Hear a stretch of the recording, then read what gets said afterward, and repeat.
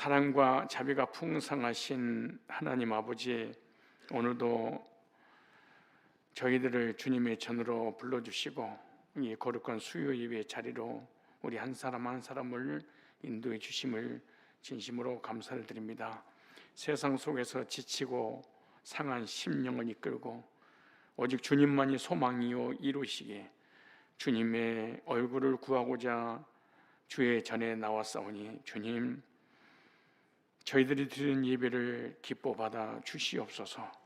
찬양을 통해 주님의 이름이 높임을 받게 하여 주옵시고, 기도를 통해 하늘문이 열리게 하여 주옵시며, 말씀을 통해 지혜와 생명의 길로 인도하여 주옵소서. 말씀을 통해 우리를 향한 하나님의 뜻과 계획과 섭리를 깨닫는 은혜의 시간이 되도록 성령님 도와 주옵소서. 주님, 오늘도 상한 마음을 이루하여 주옵시고 무너진 믿음 붙들어 주옵시며 병드는 육신, 생각, 마음, 지친 영혼을 치료하여 주시옵소서. 우리의 삶의 깊은 한숨을 주님 앞에 쏟아놓을 때 성령의 이루가 강물처럼 임하게 하여 주옵시고, 낙심한 자들에게는 소망을, 눈물 흘리는 자들에게는 기쁨을 회복시켜 주옵소서.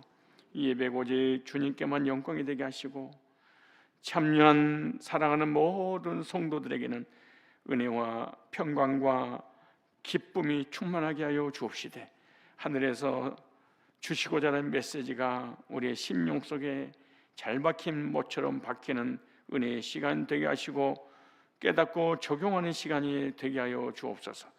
시공간을 초월하여 역사하신 전능하신 주님, 실시간 영상으로 예배드리는 하나님의 사람들에게도 한없는 은혜와 은총을 베풀어 주옵소서. 주님, 이 시간 정성껏 드리는 주의 백성들의 예물을 기뻐 받아 주옵소서.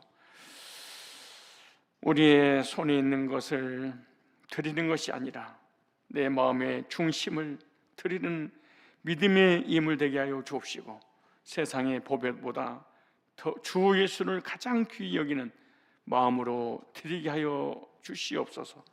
드리는 손길 위에 하늘의 복을 부어 주옵시고 주님의 나라를 위하여 아름답게 쓰임 받도록 주님께서 사용하여 주옵시고, 드리는 손길들마다 기억하사 저들의 가정과 저들의 모든 일터 위에 하늘의 신령한 복과 육의 공급함이 넘쳐나도록 주님께서 친히 인도하여 주시옵소서. 축복합니다. 주 예수 그리스도의 거룩하신 이름으로 기도드리옵나이다. 아멘. 하나님 말씀 받겠습니다. 하나님 말씀 창세기 36장 20절부터 창세기 36장 20절부터 30절까지 말씀 시간 되는 대로 한 사람 한 사람을 연구한 내용을 증거하도록 하겠습니다. 20절부터 다 같이 한 목소리 읽습니다. 시작. 그 땅에 온 거인 호리 족속 세일의 자손은 노단과 소발과 시본과 아나와 디손과 에셀과 다산이니, 이들은 에돔 땅에 있는 세일의 자손 중 호리 족속으로 말미암아 나온 족장들이요, 노단의 자녀는 호리와 해명, 노단의 누이 딥나요, 소발의 자녀는 알론과 마한과 에발과 스부와 오남이요, 시본의 자녀는 아야와니며, 이 아나는 그 아비 시본의 나귀를 칠 때 광야에서 온천을 발견하였고, 오올리바는 아나의 딸이며, 다손의 자녀는 헵단과 에스반과 이드론과 그린이요, 예셀의 디산의 자녀는 우스와 아란이니, 호리 족속의 족장들은 곧 노단 족장, 소발 족장, 시본 족장, 아나 족장, 디손 족장, 이들은 그 구역을 따라 세일 땅에 있는 호리 족속으로 말미암아 나온 족장들이었더라. 아멘. 창세기 36장은 예서의 족보, 즉 언약 밖의 족보, 불신자들의 이 족보입니다. 여기 보니까 에돔과 세일 자손의 이름들이 아주 자세하게 기록이 되어 있습니다. 왜 하나님께서 이 거룩한 성경 책에다가 구속사에 관한 말씀을 전하기도 부족하실 텐데 불신자의 이름을 이렇게 상세하게 기록하신 그 이유가 과연 뭘까요? 이 단순한 역사 기록이 아니라 신학적이고 구속사가 담겨져 있는 그런 이름들입니다. 왜 하나님께서 불신자의 족보를 창세기 36장 한 장에다가 가득 채워놨을까요? 예수 믿지 않고 구원받지 못해서 지옥 갈 사람들의 이름들이잖아요. 그런데 그 계보들을 자세하게 기록했어요. 그것은 첫째, 하나님의 절대 주권을 인정하라는 그런 의미입니다. 성경은 택자들만 기록한 것이 아니라 언약 밖의 민족들조차도 역사 속에 우리 하나님께서 다스리시고 통치하시고 지배하시고 인도하신다라는 것을 보여주고 있습니다. 그래서 예서의 자손들도 하나님의 통치 아래서 번성을 합니다. 그리고 창세기 36장 31절 말씀 보니까 왕과 이 백성들이 생겨났죠. 많은 왕들 그리고 백성들. 이는 하나님의 공의와 일반 은총이 모든 민족 위에 있음을 알게 해주시는데 하나님의 의도가 있습니다. 택자가 됐든 불택자가 됐든 겉사람에게 주어지는 축복은 일반 은총으로 동일하게 하나님 주권 아래서 주신다라고 하는 것입니다. 36장 31절에 보니까 에돔 왕들이 이스라엘 자손의 왕보다 먼저 왕이 되었더라. 나라를 먼저 건국하고 왕이 되어서 세상을 다스릴 수 있는 능력과 권세가 불신자에게 먼저 주어졌다 이렇게 말씀하잖아요. 두 번째, 하나님 언약 밖의 삶의 끝이 아님을 보여주시는 어떤 이 택자와 불택자의 대조의 그림자입니다. 예서의 자손들은 세상적으로 먼저 번성하고 강해졌지만 하나님과의 언약은 없었다. 언약의 백성은 아니다. 육적으로는 강성하고 육적으로는 번성하고 육적으로는 복을 받았지만은 하나님과는 관계 없었다 이렇게 말씀하고 있습니다. 즉 겉으로는 성경은 보이지만 내면의 영적으로는 공허와 불순종이 드러나고 결국 하나님의 구속의 역사 속에서는 벗어난 자들입니다. 이는 야곱의 삶과 선명한 이 구속사적 대조를 이루고 우리로 하여금 참된 복이 무엇인지 깨달아라 라는 하나님의 의도입니다. 불신자들이 잘 되는 걸 보고 부러워하지 말고 그들이 갖지 못한 것을 택자들은 가졌다. 그 하나님을 가졌고 말씀을 가졌고 구원을 가졌고 천국을 가졌지 않느냐. 대조, 불신자와 대조 비교해가면서 택하심의 은혜에 대한 감사를 잊지 말아야 되지 않겠냐. 불신자가 잘 먹고 잘 살고 번성하고 창대케 하는 그것만 보고 이렇게 시험 들고 괴로워하지 말라 그 말입니다. 또 하나는 세 번째는 창세기 36장의 에돔의 이 족보는 훗날 이스라엘 백성들과의 갈등의 배경이 됩니다. 이 36장 사건을 통하여 이스라엘 백성과 계속해서 전쟁을 갈등을 일으키게 됩니다. 민수기서, 사무엘 상하, 아모스, 오바댜서 등에 등장하는 에돔의 지혜와 심판 모두 창세기 36장에 뿌리를 두고 있습니다. 여기서 이 죄악의 뿌리가 이스라엘 백성들까지 넘어뜨리는 이런 일이 창세기 36장을 이해하만이 이스라엘 백성들의 주변에서 이스라엘 백성들을 괴롭히고 고통을 줬던 사람들 누군가를 알 수가 있는 것입니다.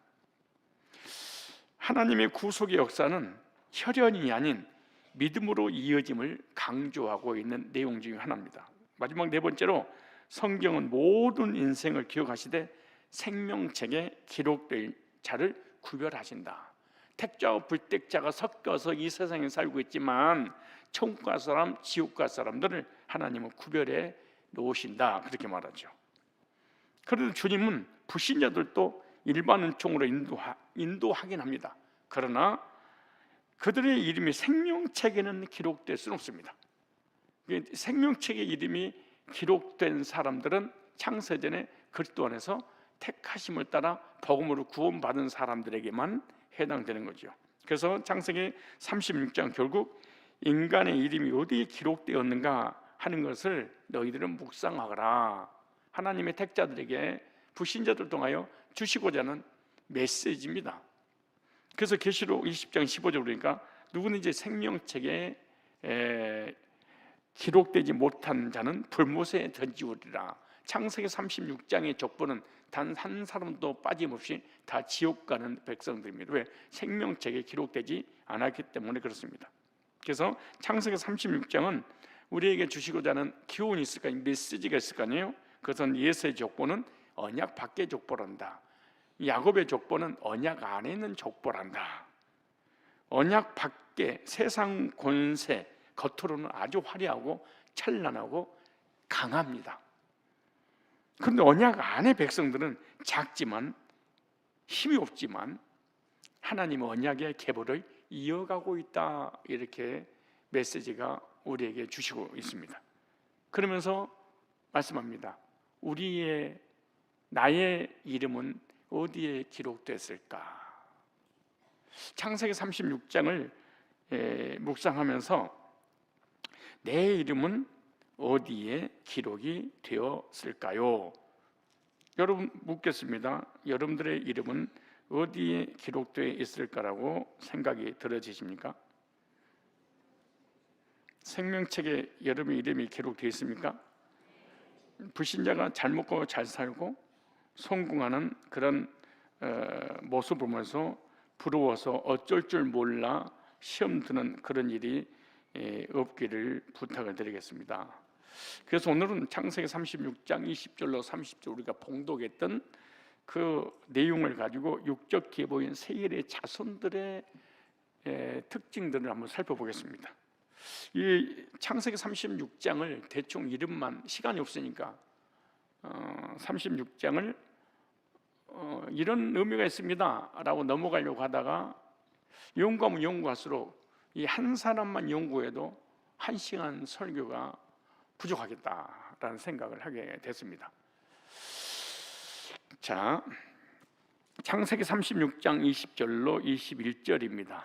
세일 자손에 대해서 나오는데, 세일 자손은 호리 족속의 조상이며 에돔 땅의 원주민 계열입니다. 예서가 에돔에 가기 전에 이미 원주민으로서 살고 있었던 그 원주민들입니다. 그래서 세일의 자손들은 예서의 후손 에돔 족속이 정착하기 전에 에돔 땅 세일 산지에 살고 있었던 토착민들입니다.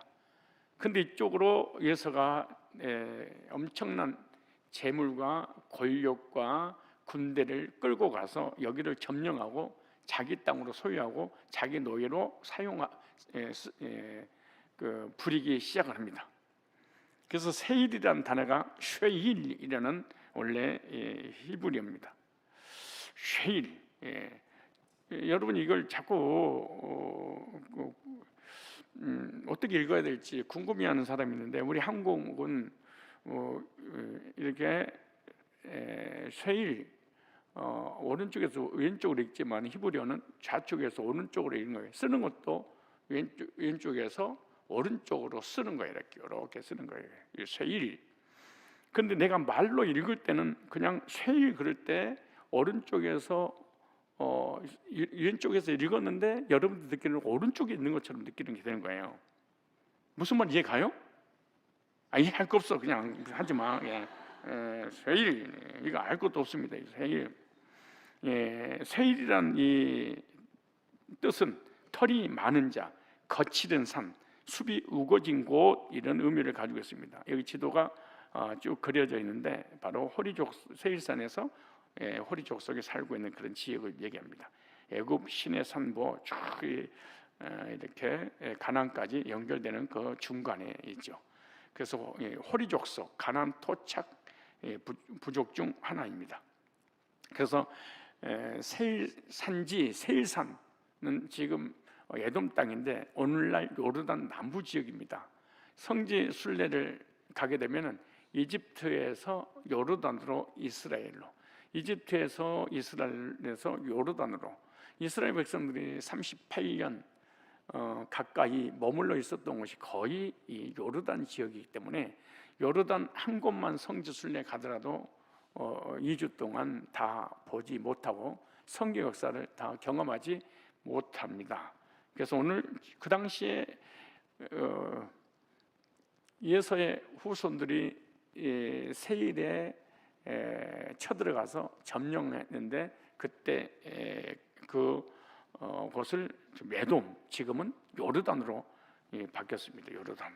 그래서 여기 나오잖아요. 에돔, 블레셋, 모압, 남유다, 암몬, 아람, 다메섹, 그리고 북이스라엘, 남유다, 북이스라엘 이렇게 되죠. 그래서 세일 자손인 호리 족속은 예서의 후손에게 정복당하고 흡수되어 버렸습니다.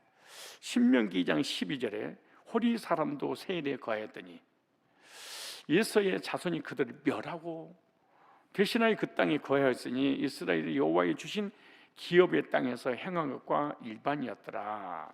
그래서 야곱을 떠나 엄청난 권력과 재물을 가지고 지금으로 얘기하면 요르단 에돔 땅에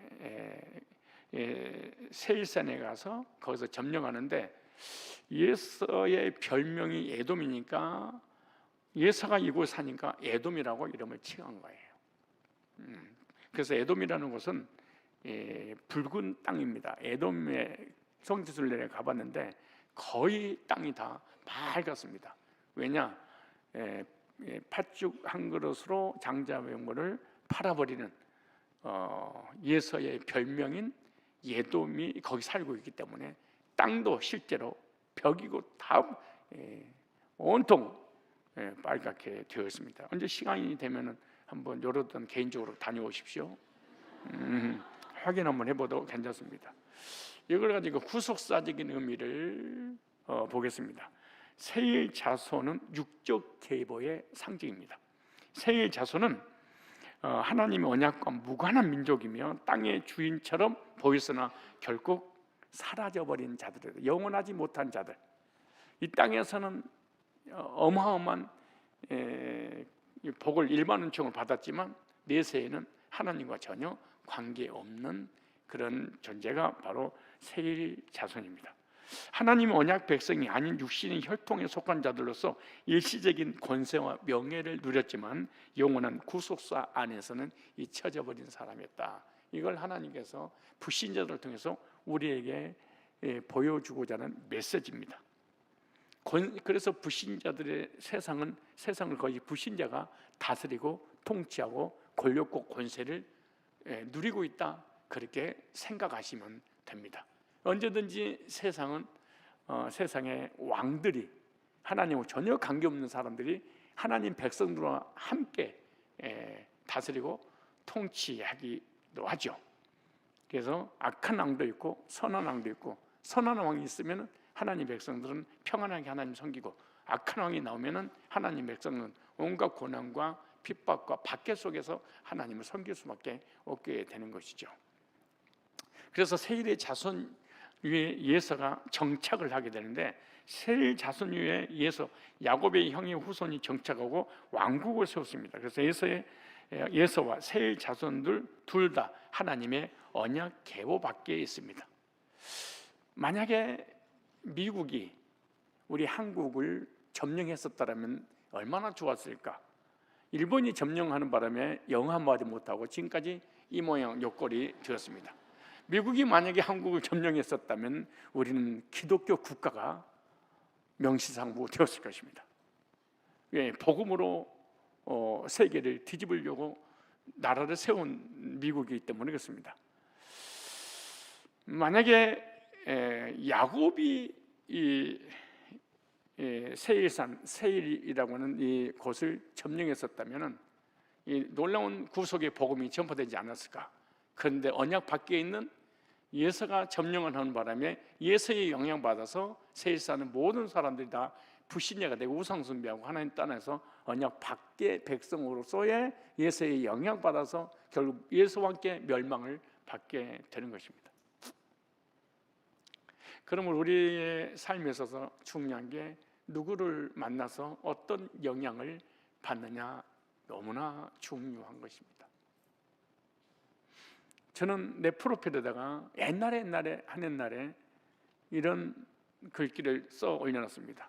탁월한 사람과 함께하라. 멋진 말이잖아요. 멍청한 놈과 함께하지 말고 지혜로운 사람, 탁월한 사람과 함께하라. 그럼 탁월한 존재가 되어 것이다.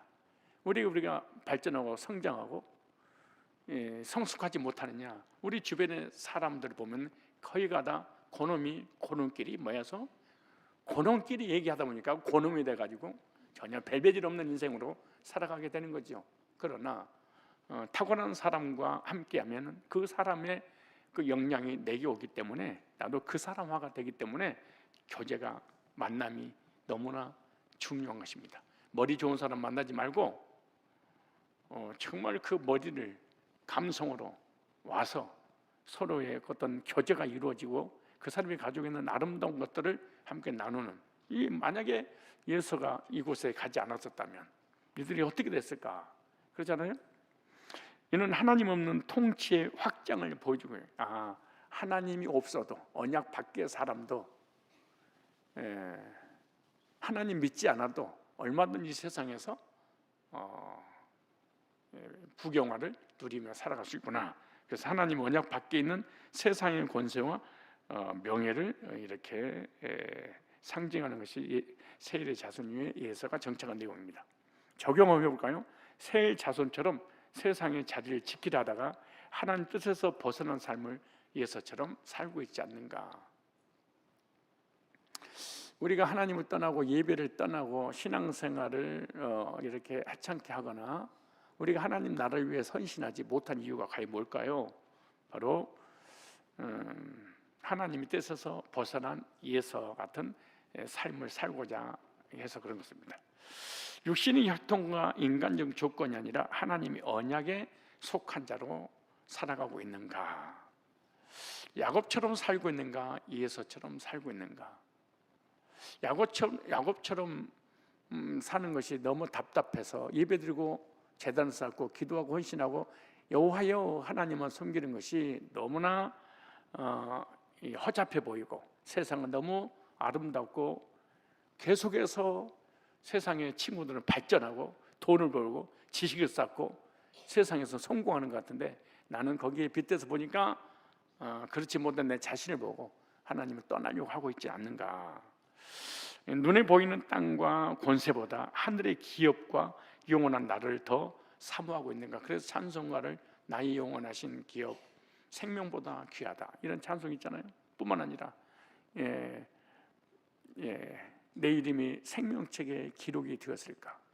예수로 구주 삼고 성령과 피로 거듭나니 이 뜬 세상은 떠 있는 세상, 이 세상 정착한 세상이 아니라 떠 있는 세상. 다시 말해서 이 세상을 떠나서 하나님 나라에 가서 살 사람, 이렇게 성경은 말씀하고 있습니다.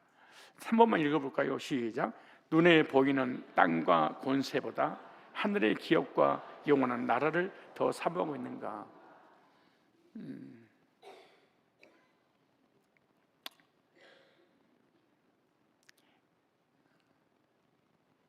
예서가 가는 곳곳마다 야곱보다 먼저 나라를 이루고 왕이 되고 왕을 세우고 세상을 통치하는, 여러분 주변에 많은 불신자들 있잖아요. 그 불신자들이 여러분보다 월등하게 앞서 지식도 물질도 권세도 성공을 하고 있지 않습니까? 그래서 그것이 부러워서 나도 직장 때려치고 사업이나 할까? 교육은 뭐고 더 많은 지식을 쌓기 위해서 공부는 할까? 이러지 않는가? 여러분 창세기 36장 예서의 그 족보, 불신자의 계보를 통해서 한번 적용을 해볼 필요가 있습니다. 자, 세일의 자손들을 보겠습니다. 세일의 자손이 26명인데 오늘 26개를 6명을 다 여러분에게 하기가 시간이 안 될 것 같기도 하고 26명. 자, 호리 족속 세일, 여기 자녀들 보면은 노단, 딥나, 소발, 시브온, 아나, 디손, 에셀, 디산입니다. 그리고 그 밑에 자녀들이 쭉 이렇게 나오는데요. 자, 이거 이렇게 여러분들이 이걸 적어서 뭐 하려고 그래요? 아니 왜 적으려고 이거 빨리 적어야지 그러고 볼펜을 뒀고 노트에다가 뭔가 이거 그런 이게 야곱이나 쓰세요. 그리고 오른쪽속 중에 먼저 노단을 보겠습니다. 노단, 이름 속에 감춰진 구속사를 좀 찾아내려고 합니다. 노단은 노탄이라는 단어입니다. 노탄. 노탄이라는 단어는 덮개라는 의미가 있습니다. 이 불신자들도요, 여러분 세상 사람들도 이름을 지었는데 그 이름이 의미가 너무 좋은 이름들이 너무 많아. 내가 어느 날 아는 사람을 만나서 그 지인하고 교제를 나눈 중에 소개를 하시더라고요. 저는 고광기 목사입니다. 저는 김장로입니다 그러더라고.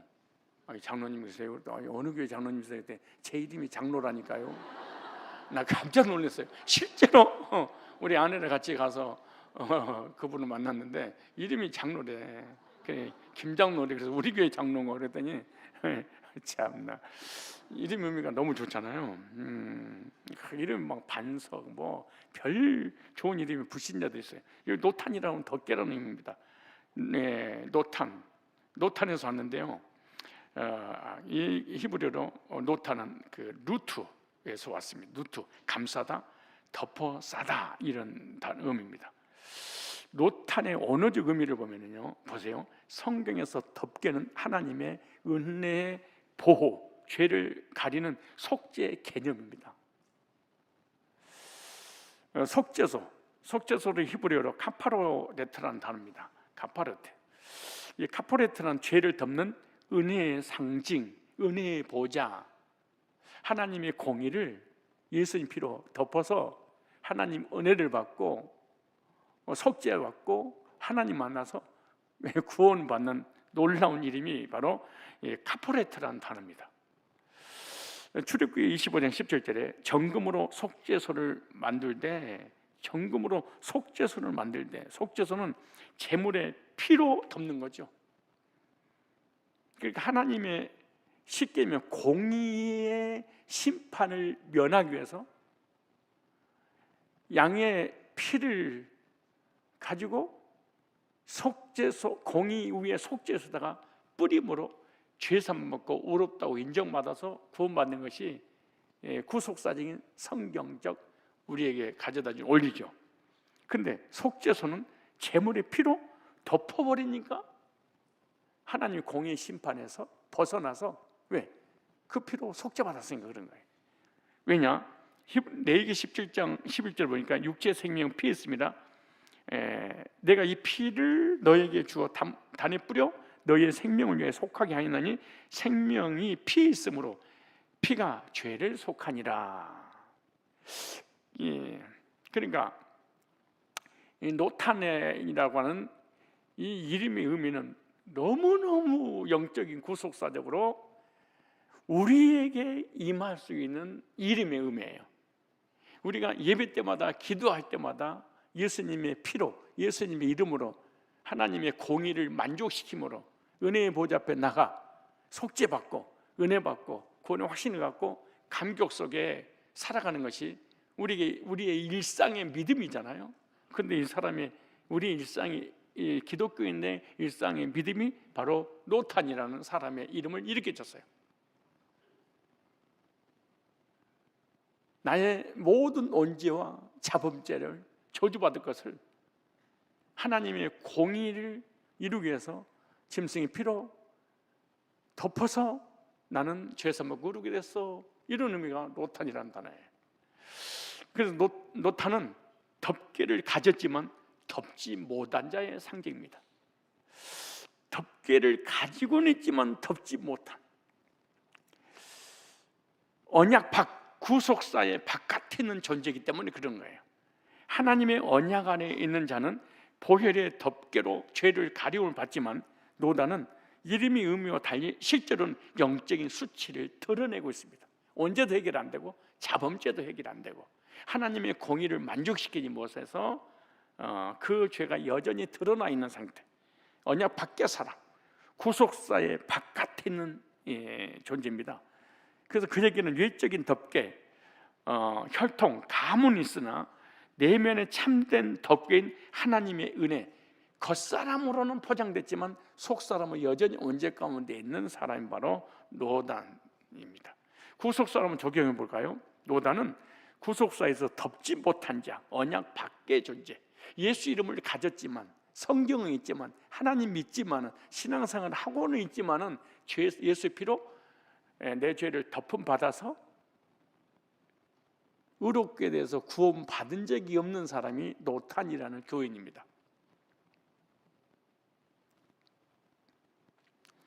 그는 호리족속 곧 세일 자손의 우두머리로 등장을 하게 되는데 하나님의 언약과 무관한 길을 걷는 인생의 전형적인 모습입니다.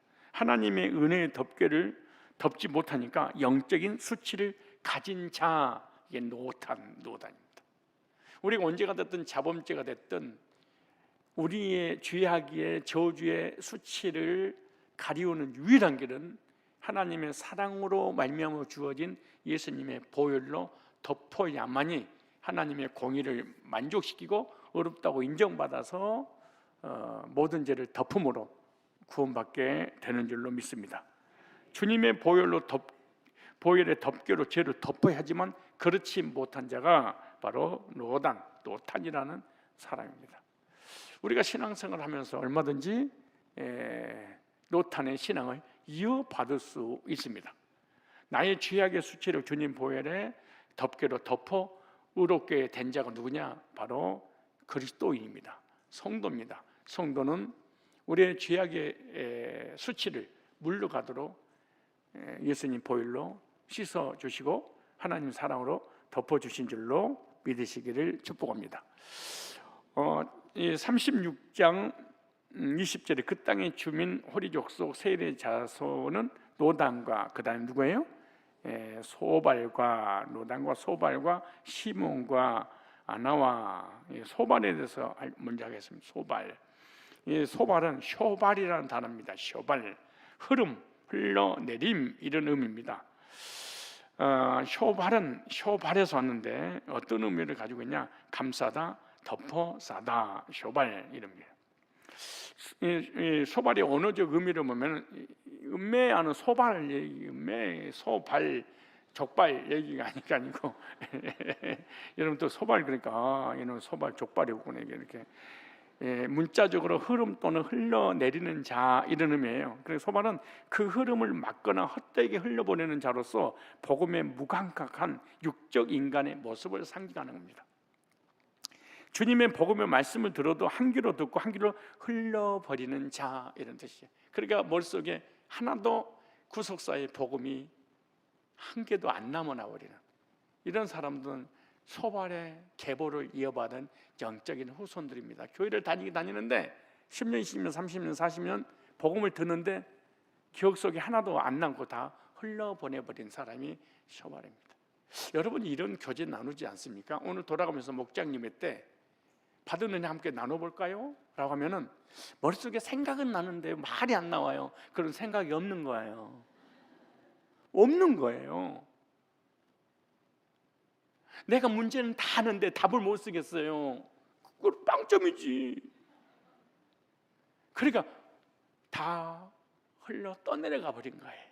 왜? 내게 유익이 안 되니까.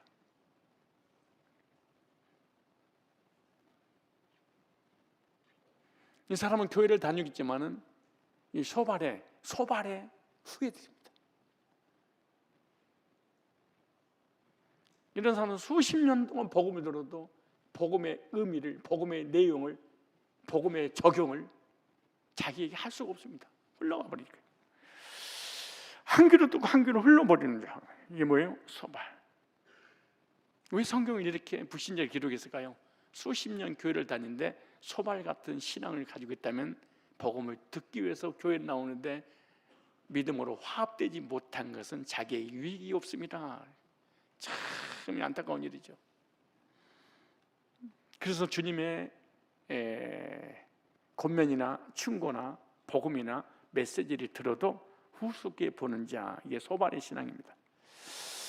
이 구속사적으로 한번 적용해 보면 말씀을 흘려버리는 자는요, 복음 말씀 들어도 마음에 담지 않고 한 귀로 듣고 한 귀로 흘려버리는 자입니다. 마음에 담지 않아.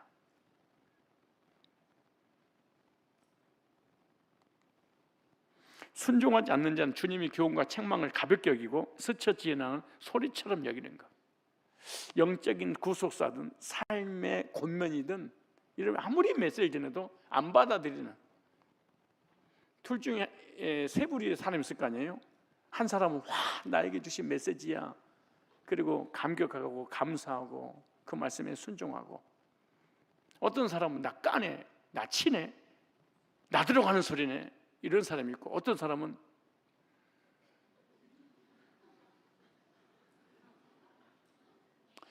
이런 사람이 되지 말고 떼네, 치네, 이러면 들렸다는 얘기야. 나 들어가는 소리예요? 들렸네. 이렇게라도 해야 돼. 나 치네, 나 까네, 나 들어가는 소리는 이게 살아있다는 거야. 귓구멍 뚫린 거야. 그런데 30년을 이렇게 다니는 거야. 무관심. 이게 소발의 후예야.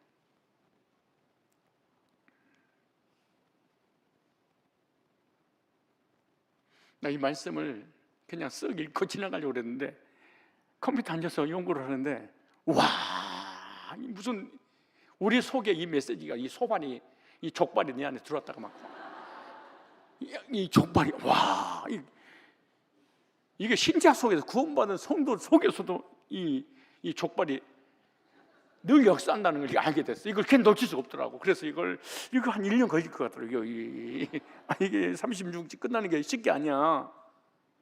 옛날 그냥 읽었는데 언어를 배우고 난 다음에 언어를 가지고 적용을 해보니까 이거 꼼짝 말아요. 꼼짝 말아요. 대충 하나님 믿고 그런 거 없어요.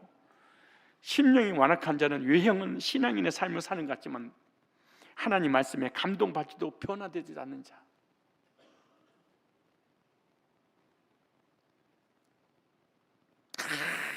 아무런 반응이 없는 자,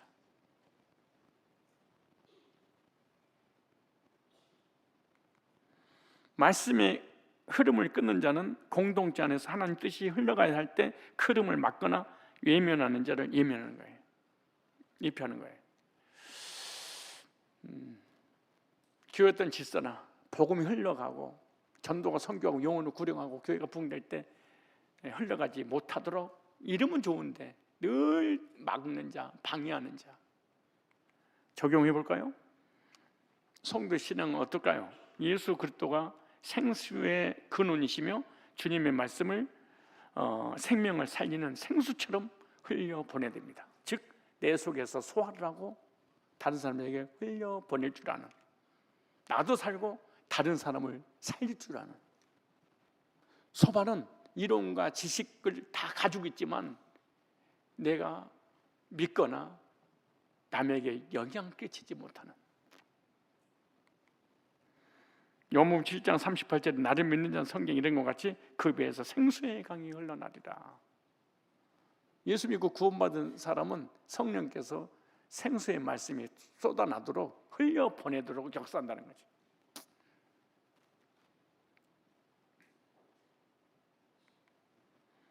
창세기 36장 20절에 그 땅의 주민 호리 족속 세일의 자손은 노단과 소발과 시브온과 아나와, 오늘 보면 시브온에 대해서 세 번째 사람입니다. 시브온. 이 시브온이라고 우리가 번역을 이렇게 해놨지만 치부현, 얼룩색이라는 의미입니다. 그 시브온의 언어적 의미를 보면 신앙에서 혼합된 신앙을 하는 자. 시브온은 뭐예요? 신앙, 혼합된 신앙. 이들 율법과 성화를 혼합하여 구원을 얻으려고 하는 사람들, 복음과 율법과 혼합되고 복음과 성화와 성화주의에 혼합되고 하나님과 내 것을 혼합시키고 내 것과 신비한 체험을 해서 내 행위와 하나님의 의와 신이 합일이 돼서 구원을 이루려고 하는 혼합된 자, 이게 교회 안에 무섭습니다. 여러분, 믿음으로만 구원받은 것이 아니라 행함이 있어야 된다. 믿음도 중요하지. 믿음과 행함이 같이 가야지. 이게 진짜 믿음이지. 행함이 없는 믿음이 믿음이냐? 그래서 믿음과 행함을 연결시켜서 구원을 이루려고 하는 것. 이는 외형적으로 혼합된 모습, 순수하지 않는 상태, 즉 시부원과 같은 자는 하나님의 은혜의 절대성을 부정하고 자신의 행위와 공로를 도하여 구원을 얻으려고 하는 사람들. 이 사람은 언제든지 예수님의 이름을 빙자하여 나를 자랑하고 내 행위를 자랑하고 교제할 때도 늘 나를 자랑하는 거예요.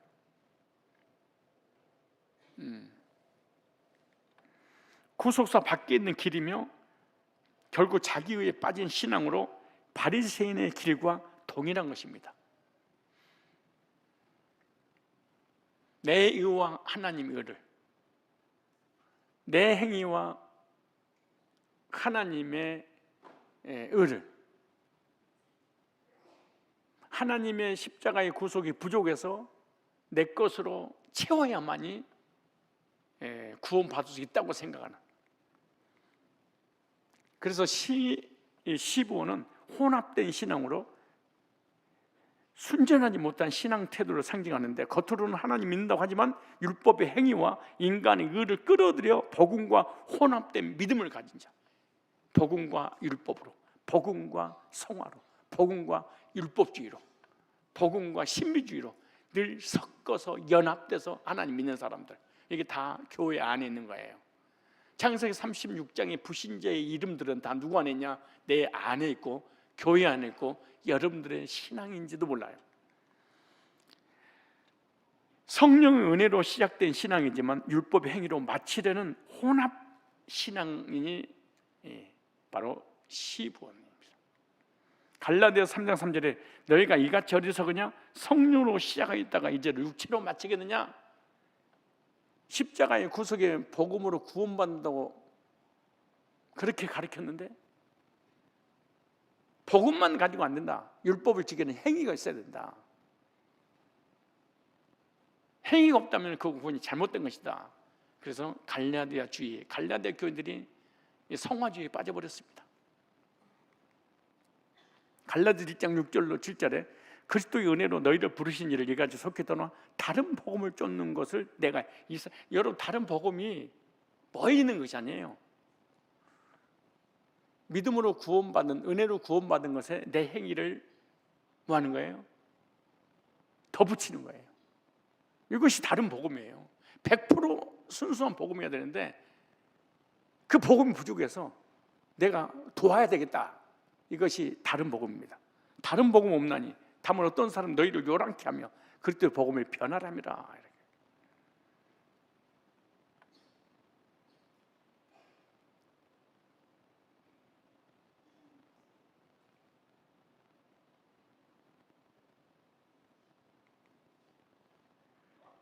구원은 오직 예수 그리스도의 십자가의 대속과 그 은혜로만 이루어진다는 사실을 믿으시기 바랍니다.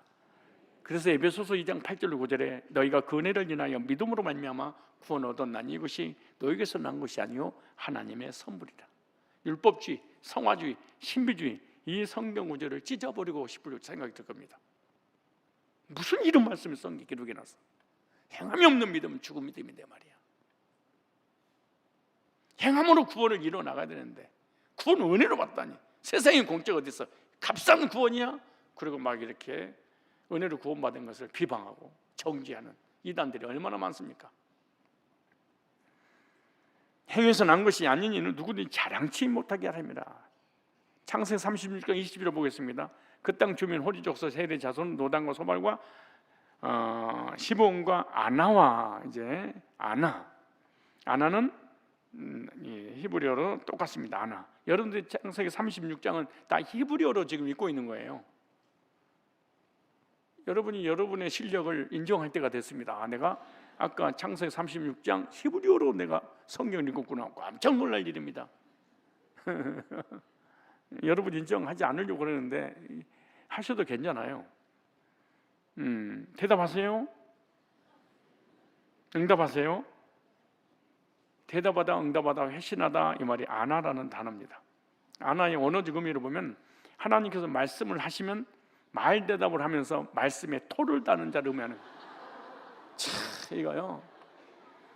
부모님이 말씀을 하면은 다 듣고 있습니다. 끝까지 반박할 토를 달 준비를 딱 하는. 지금 이 시대의 젊은 아이들이 그럴 겁니다. 부모님의 말씀은 절대로 순종하지 않습니다. 어떻게 하면 반박할까? 어떻게 하면 토를 달까? 어떻게 하면 대적할까? 어떻게 하면 말대꾸할까? 지게 안 합니다. 아나무인입니다, 이놈이. 율법주의자들은 십자가 복음에 꼭 토를 답니다. 복음만 다야? 예수가 다야? 우리가 하는 건 로봇이야? 꼭 이게 신학자가 되든 목회자들 간에 교회 오래 다니는 사람들이 꼭 은혜 옆에다 토를 달아. 은혜를 구원받는다. 아니, 하나님 그러시면 안 돼요. 그런 게 어디가 있습니까? 덤벼들. 하나님의 고인에 대한 도전이 되기도 하죠. 적용해 볼까요? 아나는 말씀에 대한 태도를 드러내는데 겸손한 응답이 있고요, 교만한 말대답이 있는데, 보세요. 말씀에 아멘으로 화답하는 자는 순종하는 자겠죠. 이게 겸손한 자입니다. 말씀에 안 하며 따지거나 토를 다는 자는 율법주의적 교만합니다. 전능하신 창조주 1.1핵도 변함이 없는 하나님 음성으로 기록된 하나님 말씀인데 거기다 꼭 토를 달아. 여러분들이 제가 설교를 하고 있어서 그렇지 여러분들도 반박하고 싶고 막 대들고 싶고 토달고 싶은 게 너무 많이 있을 거야. 토론하자고 그러면 난리가 날 거야. 목장 예배 드리면 거의 토다하는 데 시간 다 갈 거야. 특별히 남자 집사님들이 모이면은 거의 목장 힘들 거야. 토다니라고. 목장 예배 인도하기 힘들 거예요. 목자들은. 나 가지는 않았지만 목장 예배 인도는 못 받지만은 왜냐, 이게 아나무인이어서 그런 거예요. 토달기를 좋아하고 따지기를 좋아하고 어떻게 하면 반박할까, 이것만 생각하는 율법주의자들의 신앙의 특징은 하나님 말씀에 자신을 끼워 넣기 위해서 토를 다는 거예요. 예수님 십자가 은혜만으로 부족하다며 행위나 율법이나 신비한 것을 더 붙여야 된다는 거야. 이거 토를 계속 하는 거예요. 이게 신학 자체를 이렇게 만드는 알미니안주의가 있잖아요.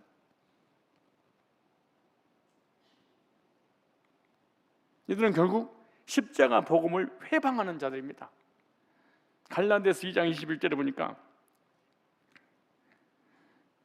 만일 의롭게 되는 것이 율법으로 말미암았으면 그리스도께서 헛되이 죽으셨느니라. 율법을 지켜서 구원받을 수 있다면 예수님께서 왜 율법 요구를 누리기 위해서 십자가 못 박아 죽을 필요가 뭐가 있었겠냐. 율법주의들의 다시 메시지입니다. 성화주의였다는 메시지죠. 말씀은 늘 듣지만 꼭 이렇습니다. 여러분이 읽으셔야 돼. 나는 믿으니까. 4번 내가 말씀은 늘 듣지만, 그럼 나머지 여러분의 말씀은 늘 듣지만 늘 따지는 신앙.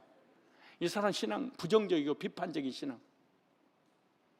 얼마나 본인도 괴로울까, 고통스러울까. 왜? 모든 환경과 상황과 사물과 사람들의 말을 긍정적으로 받아들이지 않습니다. 이런 사람들은 아나의 신앙을 이어받은 이 불신자들은요, 비판을 위한 비판을 해.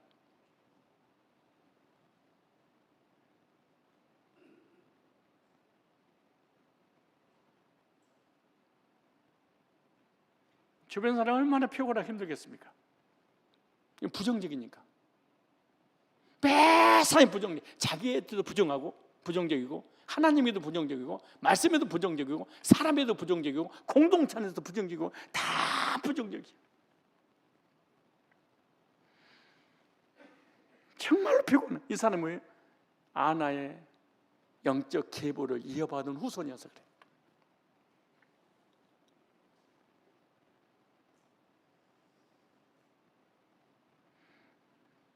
말씀을 들어보니까 옆 사람 눈을 보면 꼭 녹았다야. 시작. 그렇게 아니면 이렇게 상대방을 지적 못하겠으면 꼭 내 일을 내가 안 하네. 내가 평생을 이렇게 지금 비판을 위한 비판했는데 모든 범사에 나를 부정적으로 바라봤는데 어쩌면 성경에 아나라는 이름이 속에 이게 담겨져 있지? 깜짝이야.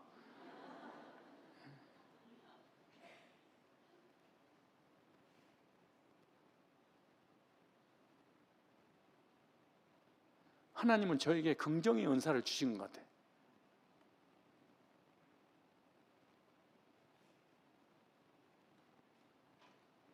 저는 사람을 만나면 그 사람의 단점이 10가지가 있는데 장점이 하나가 있어. 나는 그 장점만 봐.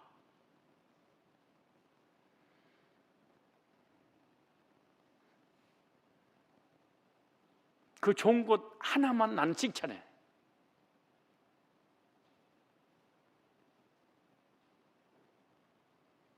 아나 같은 신앙을 내려놔야 돼.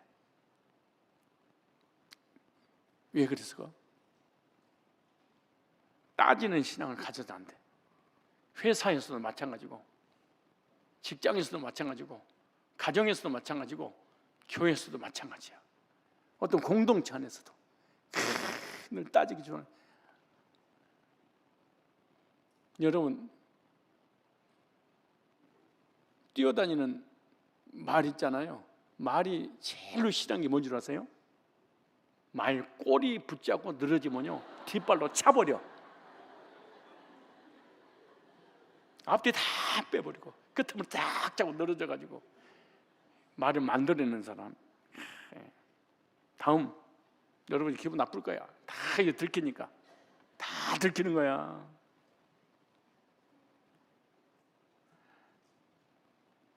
그 다음에 디손에 대해서 36장 21절에 디손은 디숀이라는 히브리입니다. 산양이라는 의미인데요. 산에서 자유롭게 돌아다니는 짐승이 디손이라는 이름을 지었어요. 디손의 언어 지금으로 보면 양은 하나님께서 기뻐 받으시는 제물로 자주 등장하죠. 속죄의 피를 하나님을 드리기 위해서 양을 속죄 제사로 드렸잖아요. 출애굽기 12장에서 보면 6월절 어린 양이 흠없고 집에서 특별히 기른 양이에요. 여러분요, 야생과 가축은 달라요. 야생은 하나님 앞에 드리지 못합니다. 집에서 고이고이 잘 기르는 가축만 제물로 하나님 앞에 드렸죠. 날짐승은 드릴 수가 없는 거예요.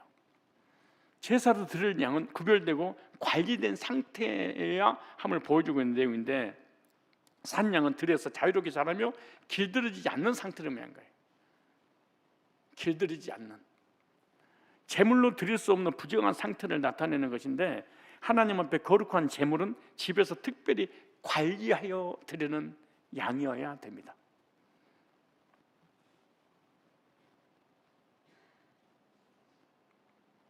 하지만 산양과 같은 자는 산에서 부정을 길러진 양으로 하나님께 드리지 못한 자름이에요. 구속사를 적용해 보면 이 디손은 제사에 합당하지 않는 자, 구속사 밖에 있는 자를 상징하는데, 하나님께 드려질 수 없는 부정한 상태, 구별되지 않는 삶을 사는 자를 상징하는 거예요. 즉 자기를 치르지 않으면 거룩한 말씀의 양육을 받지 않는 자, 자기 자신을 내려놓지 못하니까 하나님 말씀을 받아서 말씀화가 되지 못하는, 세상 속의 신앙인처럼 보이지만 본질은 하나님의 제단에 합당하지 않는 자. 그러니까 세상에서 겉으로는 그리스도인처럼 하나님 백성인 것처럼 보이지만 하나님 앞에서 하나님 말씀 밖에 합당한 제사를 드리지 못한 자. 요다서 1장 12절에 읽어볼까요? 시작.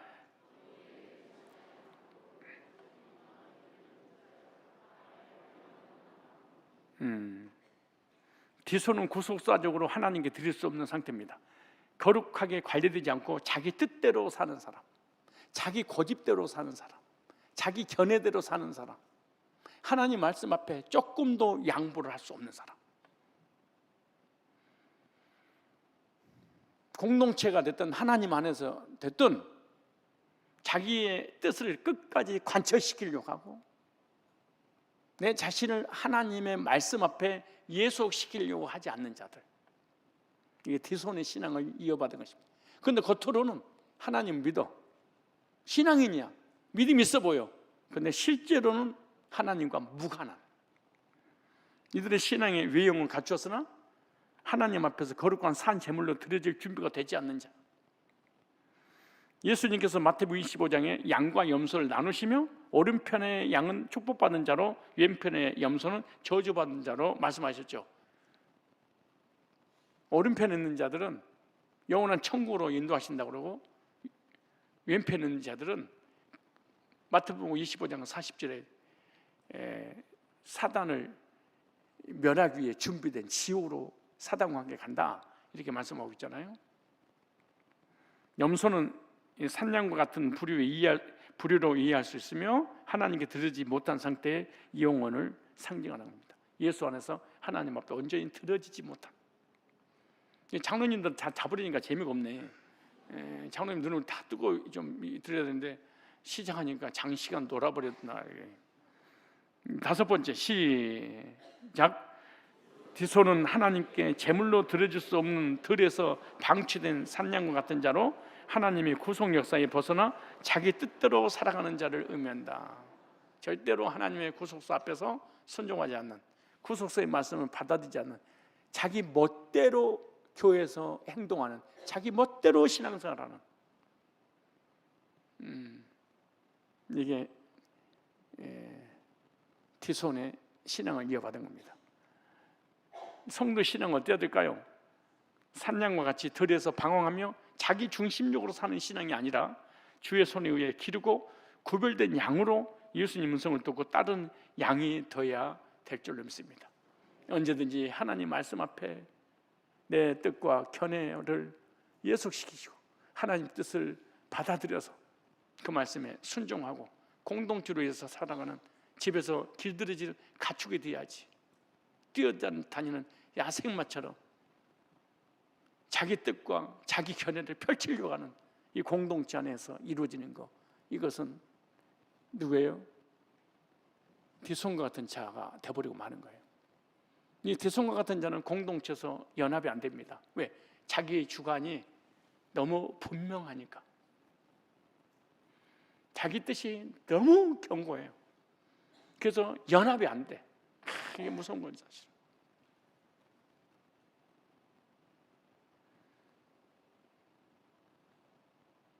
이런 사람은 어느 기관에서도 자기를 불러주질 않아. 리더가 너무 괴롭고 너무 고통스러워. 언제 문제를 일으킬지 모르게 그 외에 질서와 권위에 순종하지 않으니까. 하나만 더 하고 마칠게요.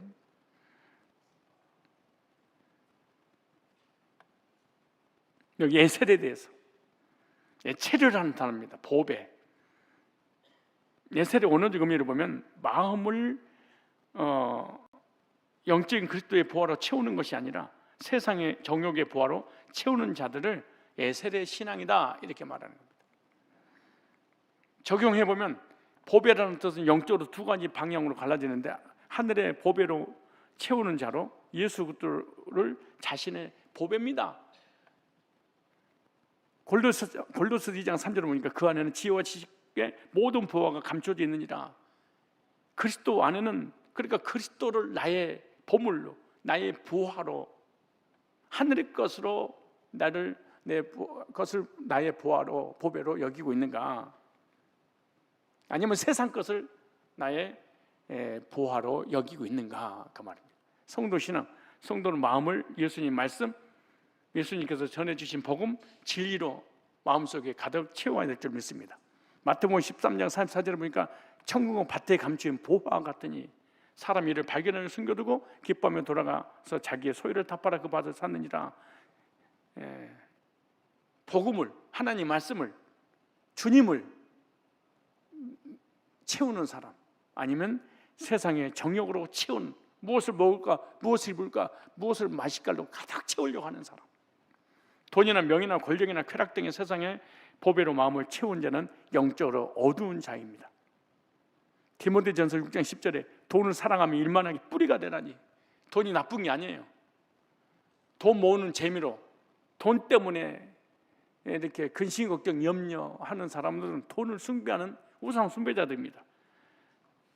이것을 사모하는 자들이 미혹을 받아 믿음에서 떠나 많은 근심으로서 자기를 찔러도다.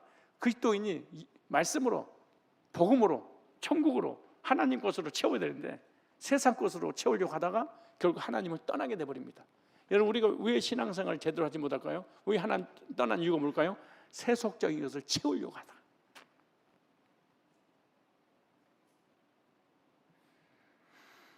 돈을 사랑하는 사람이 믿음을 가질 수 없습니다. 이 사람 머릿속에는 하루 종일 돈밖에 생각이 안 납니다. 돌아가지고 있어. 미쳤어. 어디 가서 돈 빌리지, 어디 가서 돈을 꾸지, 누구를 후려치지.